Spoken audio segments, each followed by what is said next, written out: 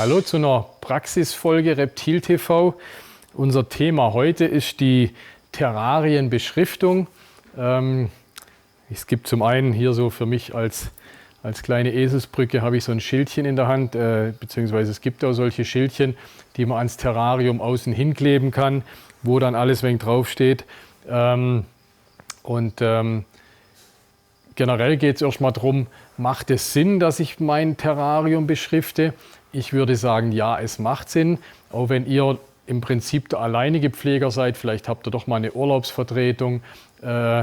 Im ganz extremen Fall stellt euch vor, euch passiert was oder es ist irgendein Vorfall, ein Unfall im Haus, jemand Fremder kommt in die Wohnung, der will schon wissen, was in dem Terrarium drin ist, ne? Um das Ding noch ein bisschen weiter zu spinnen.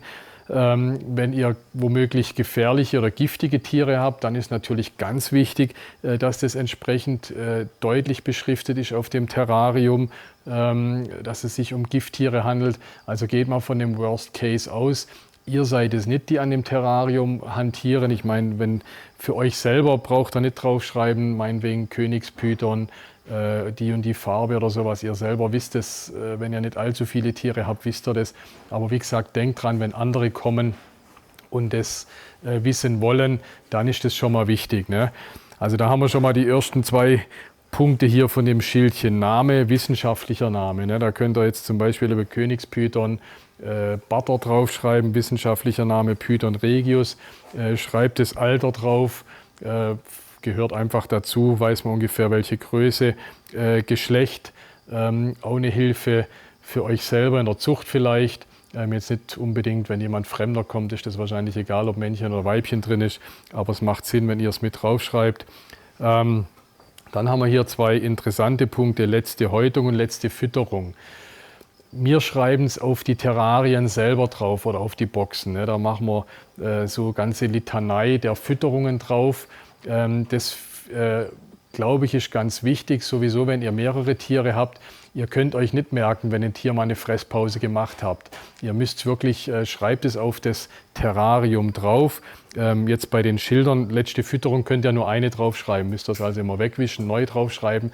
Aber viel wichtiger wie diese einzelnen Felder sind wirklich, frisst mein Tier regelmäßig, ne? Wenn ihr jetzt mal bei uns schaut, wir machen das Datum hin und machen einen Haken hin. Der Haken heißt, jawohl, das Tier hat gefressen, eine entsprechend passende Futtergröße. Oder wir schreiben hin NF, das heißt dann nicht fressend. Natürlich auch wichtig, wenn ihr ein Tier habt, das hier 20 Mal nacheinander NF, NF, NF habt, dann müsst ihr euch überlegen, irgendwas ist langsam faul, ne? Also das ist, glaube ich, eine ganz wichtige Sache.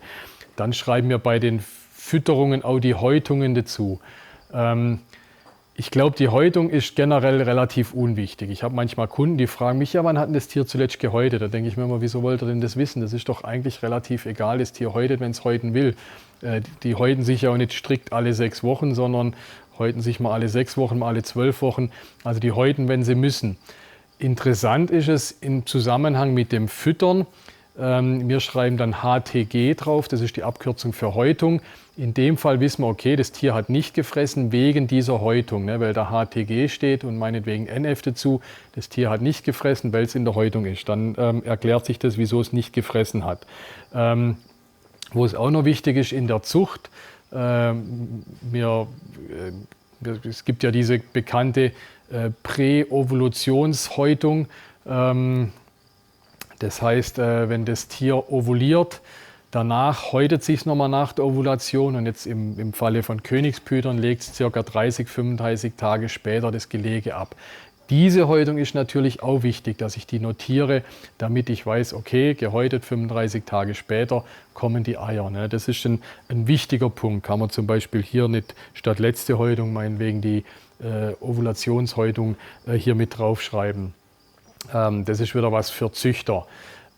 Also, Häutung und Fressen wirklich nicht auf kleines Schildchen, sondern ausführlich entweder ans Terrarium schreiben oder wenn ihr ein Büchle habt oder sowas, irgendwelche Zettel, Bücher oder manche tragen sich in den Computer ein.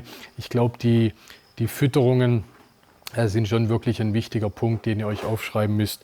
Hier auf diesen Schildern haben wir noch Sonstiges stehen. Wie gesagt, ein ganz gravierend wichtiger Punkt wäre, wenn es giftig wäre, dann wirklich dick und fett mit einem roten Stift zum Beispiel Achtung giftig draufschreiben. Oder ihr habt vielleicht sonstige Bemerkungen, trächtig zum Beispiel, also in dem Fall würde das Tier nicht fressen oder sowas. Ist vielleicht für einen Pfleger von Bedeutung, wenn jemand anders eure Tiere pflegt. Also da gibt es nur den Kommentar Sonstiges. Das war meine Kurzanleitung für die Terrarienbeschriftung.